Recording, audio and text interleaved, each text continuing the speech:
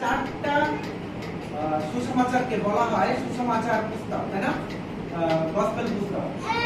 এই চারটা পুস্তকে কিন্তু এই গল্পটি আছে। কিন্তু কেন আমি মার্ক থেকে নিলাম, কারণ লুকে যেটা লেখা আছে একই গল্প।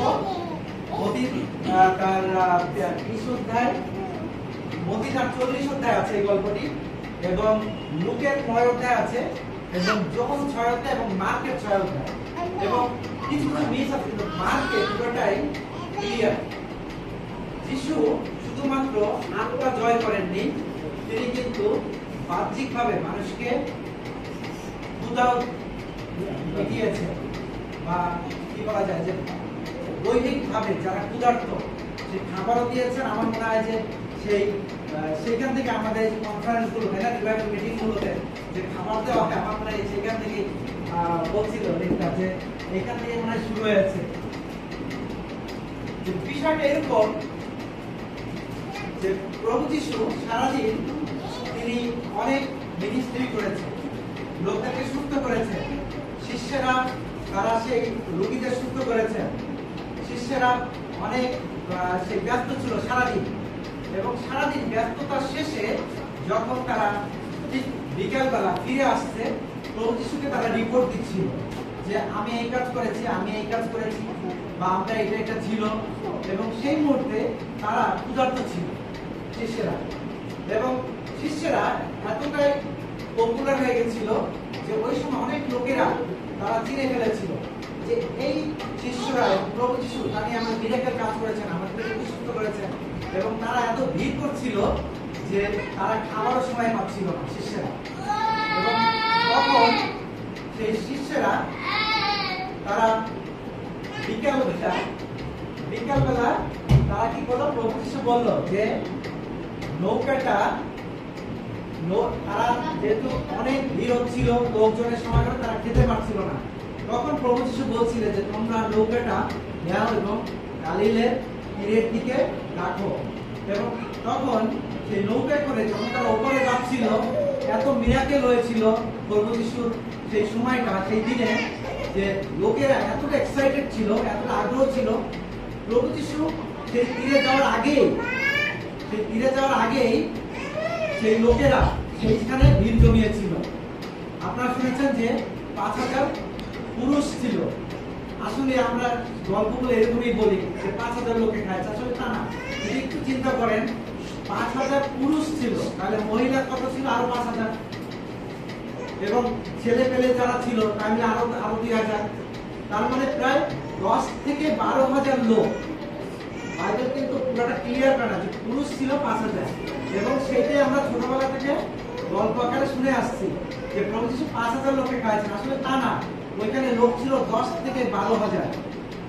এখন প্রশ্ন হচ্ছে, যখন সেই প্রভু যিশু দেখলো যে তাদের আসলে কোনো পালক নাই, তাদের কোনো লোক নাই, তাদের পরিচর্যা কোনো প্রচারক নাই, তখন প্রভু যিশু রাগান্বিত হলেন না। তিনি কিন্তু ক্ষুধার্ত ছিলেন, তিনি সারাদিন পরিচর্যা করে ক্লান্ত ছিলেন, কিন্তু তিনি যখন দেখলেন লোকদের আকাঙ্ক্ষা, তখন কিন্তু তিনি তাদের কাছে আবার তিনি মিনিস্ট্রি বা পরিচর্যা শুরু করলেন। এবং যখন তিনি শুরু করলেন, সেই প্রচার শুনতে শুনতে সেই লোকেরা সন্ধ্যা হয়ে গেল। যদি আমরা একটুখানি চিন্তা করি যে শিষ্যরা, আমরা শুধু বাইবেল পড়ি, তাই না, কিন্তু আমরা চিন্তা করি না। সেই যিশুর প্রচার শুনতে শুনতে 12,000, 10 থেকে 12,000 লোকের সন্ধ্যা হয়ে গেল। এটা কোথায় ছিল? এটা ছিল একটা মরুভূমিতে। এবং শিষ্যরা এখন এসে বলছে যে প্রভু, এদেরকে বিদায় করেন, কারণ এখন সন্ধ্যা হয়ে গেছে এই মরুভূমিতে, প্রান্তরে। এবং বাইবেল ক্লিয়ার বলছে, যদি আপনারা পরবর্তীতে আমার কথা শোনার পরে যদি আপনারা ওটা পড়েন, আরো ভালো বুঝতে পারবেন যে ওই মরুভূমিতে কোনো খাবার ছিল না, কোনো দোকান ছিল না, কোনো গ্রাম ছিল না, কোনো বাড়িঘর ছিল না। সুতরাং কোথায় তারা খাবার পাবে? সন্ধ্যা হয়ে গেছে। এই মরুভূমিতে কিছু লোক হয়তো মারাও যেতে পারে, তাই না? অনেক বয়স্ক থাকে না, সেই সময় যদি সে খাবার না পায়, পানি না পায়, তাহলে মারা যাবে, তাই না?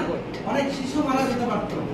কিন্তু শিষ্যরা দেখেন, যে শিষ্যরা তারা সারাটা দিন তারা মিরাকেল কাজ করেছে প্রভু যিশুর সঙ্গে থেকে।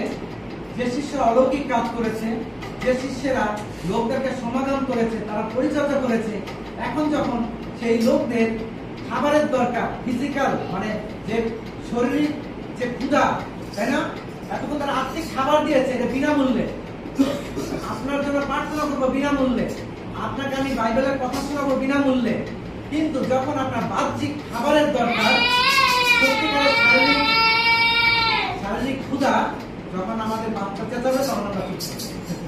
তো যখন শারীরিক ক্ষুধা, তখন শিষ্যরা বলছে প্রভু এদেরকে বিদায় করে। অনেক মণ্ডলী আছে বাংলাদেশে না শুধু, সারা পৃথিবীতে অনেক মণ্ডলী আছে, তারা অবগম দেয়। অনেক মণ্ডলী আছে তারা সেই সুসমাচার প্রচার করে, তাদের মণ্ডলীতে লোকের সমাগম তারা পছন্দ করে, তারা সুসমাচার বাইরে গিয়ে প্রচার করে। কিন্তু এই সব বিশ্বাসীরা যখন মণ্ডলীতে সমাগম হয়, যখন তাদের প্রয়োজন, বাহ্যিক অসুস্থতা, শারীরিক অসুস্থতা, একটা চাকরির প্রয়োজন, তারা ক্ষুধায় হয়তো তাদের খাবার দরকার, তখন মণ্ডলীর পালক বলছে আমি জানি না।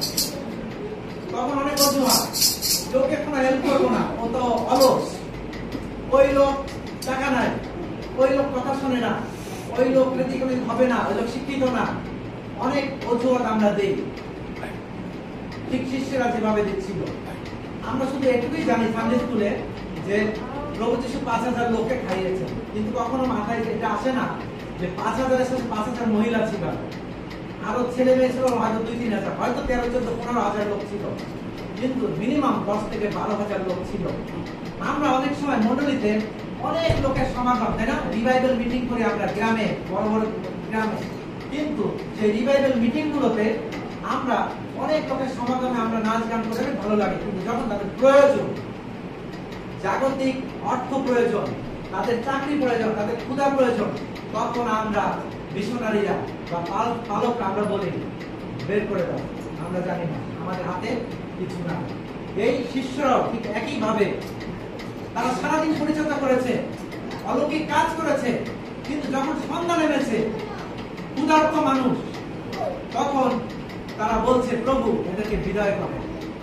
তারা প্রভু যিশুকে এসে অ্যাডভাইস করছিল, তিনটা তারা কারণ দেখিয়েছিল যে প্রভু প্রথমত সন্ধ্যা হয়ে গেছে, রাত ঘনিয়ে আসছে, প্রভু এটা মরুভূমি, এদেরকে বলুন যেন এরা পাশের গ্রামে গিয়ে কোনো বাড়ি বাড়ি গিয়ে যেন খাবার সংগ্রহ করে, অথবা পার্শ্ববর্তী কোনো দোকান বা কোনো একটা মার্কেটে গিয়ে যেন তারা খাবার সংগ্রহ করে। প্রভু যিশুকে তারা সাজেশন দিচ্ছিলেন, মানে প্রভু যিশুকে তারা পরামর্শ দিচ্ছিলেন, প্রভু তাদেরকে বলে।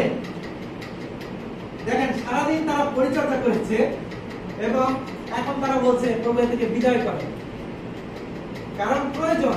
এবং একজন শিষ্য বলেই ফেলেছে যে প্রভু যিশুর উত্তর কি ছিল, যখন এই প্রভু যিশু বললো যে আপনি এদেরকে বিদায় করেন, প্রভু যিশু বলল যে তোমরাই এদেরকে খাবারের ব্যবস্থা করো, বা কথাটা এমন ছিল যে তোমরাই খাবার দাও, তোমরাই ব্যবস্থা করো। প্রিয়জনেরা, অনেক সময় আমরা ঈশ্বরকে অজুহাত দিই, আমরা মিশনের কাজে আমরা হয়তো একটা প্রজেক্ট, একটা টয়লেট লাগবে, বাচ্চাদের স্কুল, তারপরে আমাদের চিকিৎসা, তাহলে আমরা বড় বড় মন্ডলীর বিল্ডিং করব, তাহলে আমেরিকাতে লিখি, এবার আমাদের ডোনারকে লিখি, অথবা আমাদের চার্চকে লিখি, অথবা মিশন এজেন্সিকে লিখি। কিন্তু ঈশ্বর বলছে যে এটা তোমরাই করো, মন্ডলীর লোকদেরকে, যেভাবে ঈশ্বর শিষ্যদের বলেছিলেন। এটা শুধু সেই সময়কার না, সেটা জেনারেশন থেকে জেনারেশন, বংশধরের পরাক্রম। আজকে আপনাকে বলছে ঈশ্বর যে তোমরাই তোমাদের খাবার দাও, তোমরাই তোমাদের প্রয়োজন তোমরা মিটাও। এখন প্রশ্ন হচ্ছে আপনার আমার এই প্রয়োজনগুলো আমরা কি করে সমাধান করতে পারি মন্ডলীর লোকেরা? আমরা এখানে অনেকে, এটা আমাদের নাতি পুতি তাদেরও শিখতে হবে। আমার যা আছে হয়তো আপনার নাই, আপনার যা কিছু আছে হয়তো আমার নাই।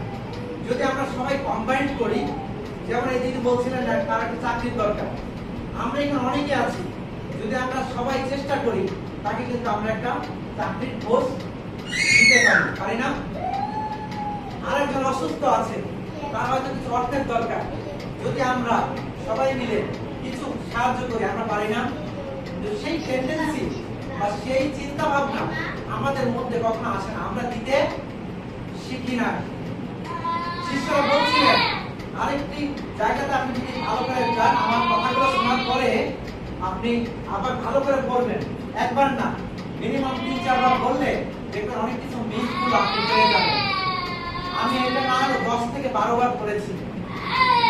আরেক জায়গায় বলেছে, প্রভু আমরা কি এদের খাবার দিব? যখন বলছে তোমরা এদের খাবার দাও, বলছে আমরা কি এদের খাবার দিব? আমাদের 6 মাসের বেতন দিলেও এটা হবে না।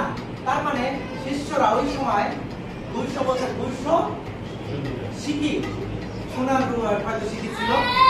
200 সিকি মানে বর্তমান সময়ে যদি অনুমান করেন 3 লক্ষ টাকা বা 2.5 লক্ষ টাকার মতো, কারণ 12,000 লোককে খাওয়াতে গেলে কত লাগতে পারে? মিনিমাম 4 লাখ টাকা। আমরা এটা চিন্তা করি, বলছে যে আমাদের বেতন থেকে কি আমরা দিব? শিষ্যরা তাদের অর্থ ছিল, কিন্তু তারা বলছে আমাদের বেতন থেকে দিব, তারা দিতে চায়নি। প্রশ্ন যে আমরা যে 6 মাসের বেতনও যদি দেই, তারা দিতে চায়নি। আজকে অনেক বাংলাদেশে না, শুধু সারা পৃথিবী অনেক খ্রিস্টভক্ত ব্যক্তিরা আছেন যাদের অর্থ আছে, কিন্তু তারা দিতে চায় না। প্রভুর কাজের জন্য তারা দিতে চায় না। বলছে যে আমরা আমাদের অর্থ দিব, তারা কিন্তু সারাদিন পরিচর্যা করেছে শিষ্যরা। যখন ক্ষুধা এসেছে, যখন প্রয়োজন বাহ্যিক ক্ষুধার, তখন বলছে যে আমাদের অর্থ দিব। অর্থের ক্ষেত্রে আমরা দিতে চাই না। কে দিয়েছিল? একজন বালক। ওই কিশোর ছেলেটি হয়তো তার কাছে 5টি রুটি ছিল, 2টি মাছ ছিল। ওই মাছ এবং রুটি যদি ওই ছেলে না দিত, তাহলে কি আমরা মিরাকেল দেখতে পেতাম? বা এই কথাগুলো কি বাইবেলে লেখা হতো? এখন প্রশ্ন হচ্ছে, এই যে 12,000 লোকের মধ্যে শুধু কি ওই ছেলেটার কাছেই রুটি এবং মাছ ছিল? চিন্তা করি আমরা, আসলে তা নয়। ওই ছেলের মা তাকে কিছু রুটি দিয়েছিল এবং 2টা মাছ, কিন্তু ওইখানে 12,000 লোকের মধ্যে না হলো 500 লোকের কি খাবার ছিল না? অবশ্যই ছিল। অনেকের কাছেই খাবার ছিল, যদি তারা একে অপরকে শেয়ার করত তাহলে কিন্তু হয়ে যায়, কিন্তু সবাই নিজের কাছে রেখেছিল। শুধুমাত্র একটি ছোট্ট শিশু, তিনি তার সমস্ত কিছু দিয়েছে। প্রভু এই আমার আছে, এই আমার 5টা রুটি 2টা মাছ। এবং এইটা শিষ্যরা কিন্তু খুশি ছিল না। এবং ওই 5টা রুটি আর 2টা মাছ নিয়ে প্রভুর কাছে আসলো এবং খুব মানে অজুহাত যেগুলো, প্রভু এইটা আছে আমাদের কাছে, কিন্তু আরো অনেকের ছিল, তারা কিন্তু দেয়নি।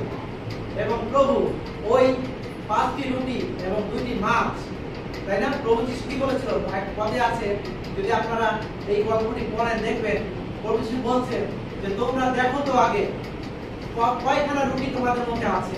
শুধু রুটির কথা বলেছিল, মাছ নয়। বলছে কয়খানা রুটি আছে। এবং শিষ্যরা যখন আসলো, তখন তারা 2টি মাছও পেয়েছিল, তাই না?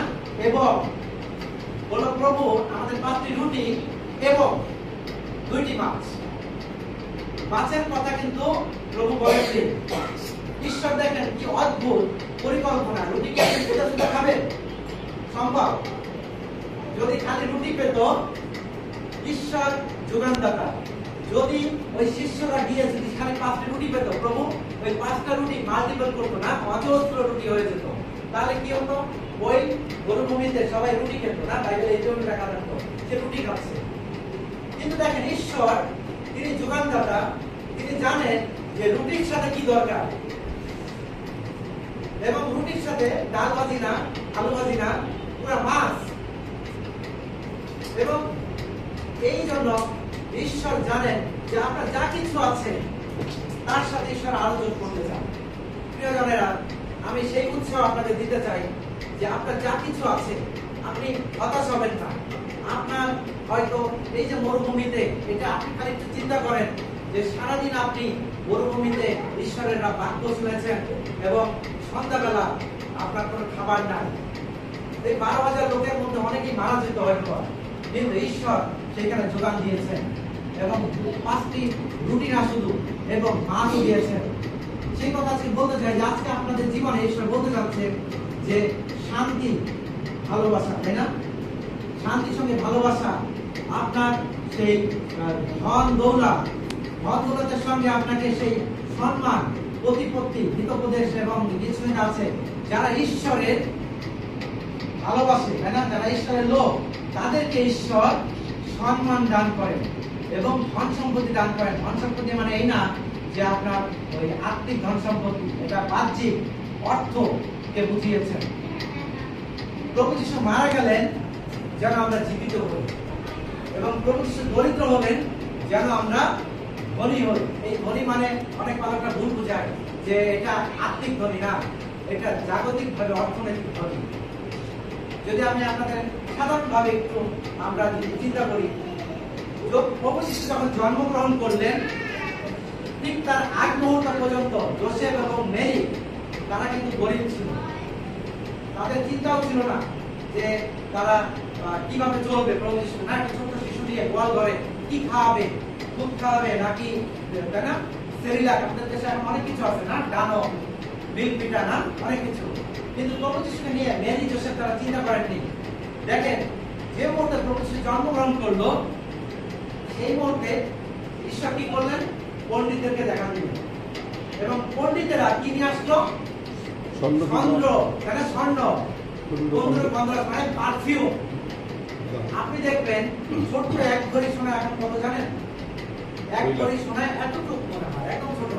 এক ভরি সোনা দাম এখন 1,58,000 বা 1,70,000 এরকম, তাই না? তাইলে আপনার কি মনে হয় যে পণ্ডিতরা কি আপনার ওই ছোট্ট সোনা নিয়ে আসছিল? কখনোই না।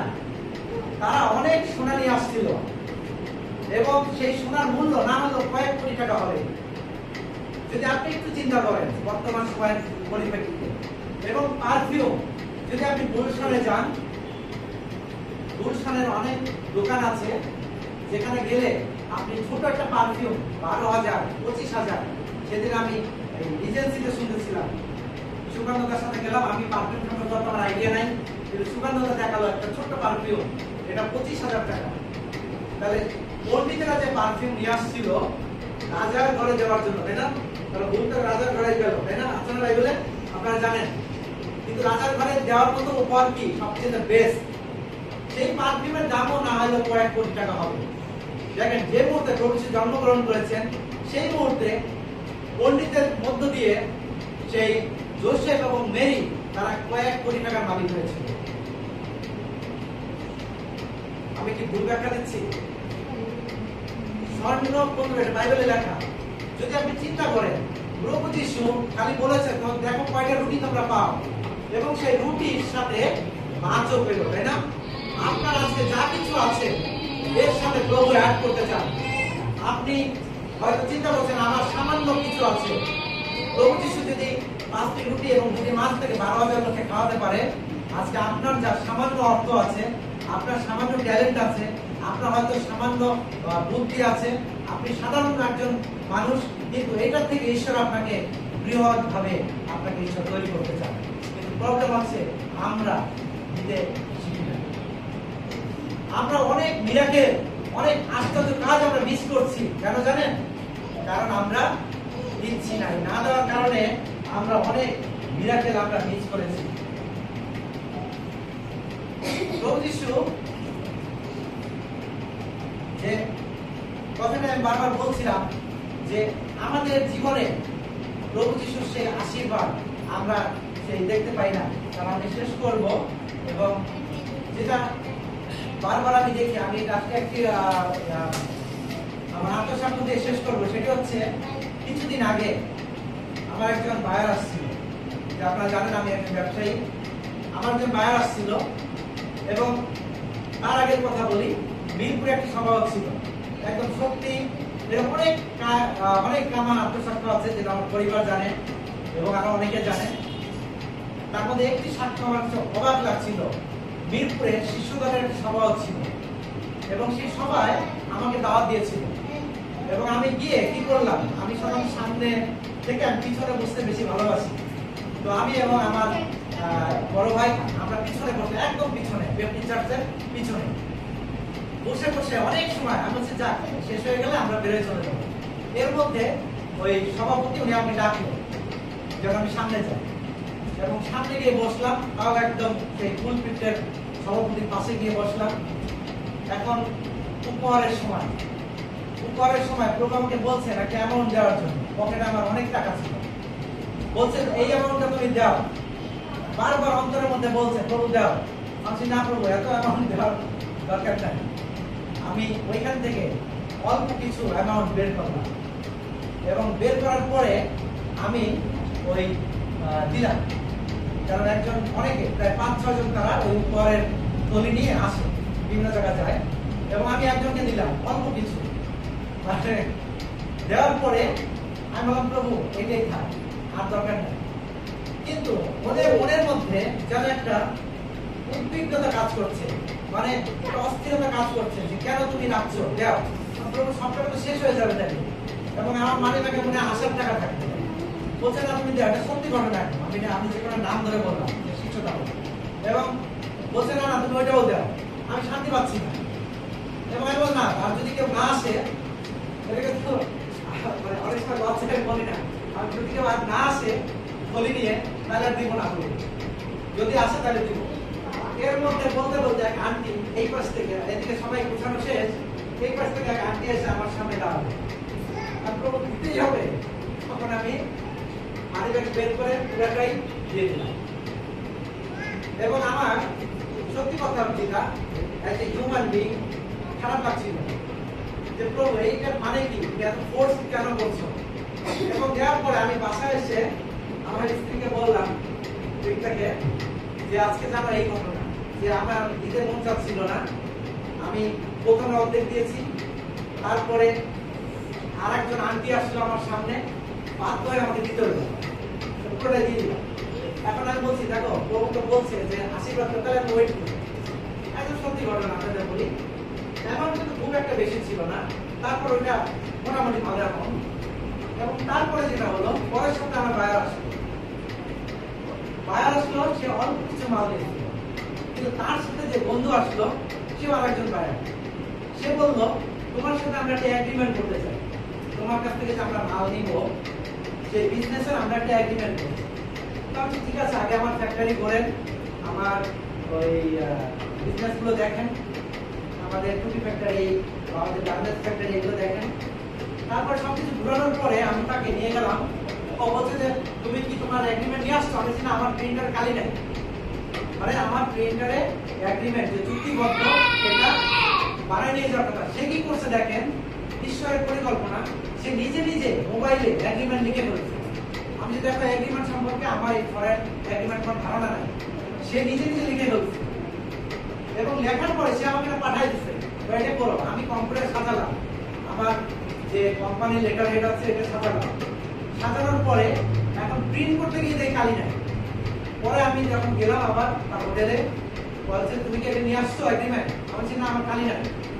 চলো তোমরা যমুনায় যাই। যমুনায় গিয়ে আমরা ডমিনেসে খাচ্ছি, তখন উনি আমাকে মনে করাই দিচ্ছে তোমার না কালি কেনার কথা। ওনার তো ফ্লাইট বিকালে, ওই দিন বিকালে তার ফ্লাইট, এবং বিকালে রাতে ফ্লাইট, আমরা বিকালবেলা ডমিনেসে খাচ্ছি, বলছে তোমার নাম কালি কেনার কথা। আমি হ্যাঁ কালি কেনার, আমি দৌড়ে চলে গেলাম কালি কেনার, কারণ ডমিনেসে অর্ডার করার পরে 20 মিনিট সময় লাগে। কালি আনার পরে ডমিনেসে খেয়ে দিয়ে বাসায় গেলাম, এবং তারপরে সেই প্রিন্ট দিলাম তারা প্রস্তুত ব্যাগ নিয়ে যাওয়ার জন্য, এবং তারপরে একটা এগ্রিমেন্ট করলো। এবং ওই বিজনেসে আমার প্রায় 5 থেকে 6 লক্ষ টাকা লাভ হয়েছে। এটা জাস্ট 10 থেকে 12 দিনের কথা। প্রিয়জনেরা, আমার এরকম আত্মসাৎ অনেক আছে। আমি এবং তনায়দা আমরা যখন আমরা বান্দরবনে যাচ্ছিলাম একটা ট্যুরে, অনেক বছর আগে, মাও ছিল না, বলেছিলাম যে বান্দরবন গেলাম, তখন অনলি 30,000 টাকা ছিল, এবং একটা বিশ্বাস ছিল যে প্রভু যেতে যেতে হয়তো অর্থ চলে আসবে। এবং সত্যি যে আমি কুমিল্লায় যাওয়ার আগে যে হাইওয়ে হোটেল আছে, যে হোটেলে যাওয়ার আগে আমার সেই অর্থ ঢুকে গেছে। ঈশ্বর অলৌকিক ক্ষমতা প্রিয়জনেরা, অনেক মিরাকেল আমরা মিস করি, কারণ আমরা দেই না। আপনি বলবেন আমার অভাব, আমি দাদা চলতে পারছি না, আমার তো ঘরে খাবার নাই। আপনার কি 10 টাকা নাই? আপনার কি 200 টাকা নাই? 100 টাকা নাই? আমরা দিতে শিখি এবং উৎসাহিত করি যেন প্রভু সেই আশ্চর্য কাজ আমাদের প্রত্যেকের জীবনে আপনি যতক্ষণ পর্যন্ত না দিবেন, প্রভুর আশীর্বাদ আপনার জন্য উন্মুক্ত হবে না। আপনার দান দশমাংশ দেন এবং আপনার জীবনে সেই শিষ্যরা যে একই কাজ করছে, আজকে আমরাও সেই একই কাজ করছি, আমরা দিতে চাই না। শিষ্যরা বলছিল, প্রভু আমার যে 200 সিকি, এটা দিয়ে কি আমি তাদের খাবার কিনবো? বা আমাদের কিছু নাই, কিন্তু একটি ছোট্ট শিশু তিনি তার সমস্ত কিছু দিয়েছিলেন, সে নিজে খাওয়ার চেষ্টা করেননি। 5টি রুটি 2টি মাছ, তার লোকদের কথা তিনি ভেবেছিলেন যে এই মরুভূমিতে যাও, আমার যা আছে আমি দিয়ে দিলাম। আজকে আপনার যতটুকু আছে, যতটুকু ট্যালেন্ট, যতটুকু অর্থ আছে, সে অর্থ দিয়ে আপনি প্রভুর রাজ্যে আসুন এবং প্রভু অযাচিত আশীর্বাদ করবেন। শুধু রুটি না এবং মাছ, আপনার শুধু আশীর্বাদ না, অযাচিত আশীর্বাদ এবং সম্মান। আমরা সবাই চোখ বন্ধ করি এবং সেই প্রার্থনা করি, প্রভু তোমার সেই আশীর্বাদ আমাদেরকে বুঝতে সাহায্য করুন।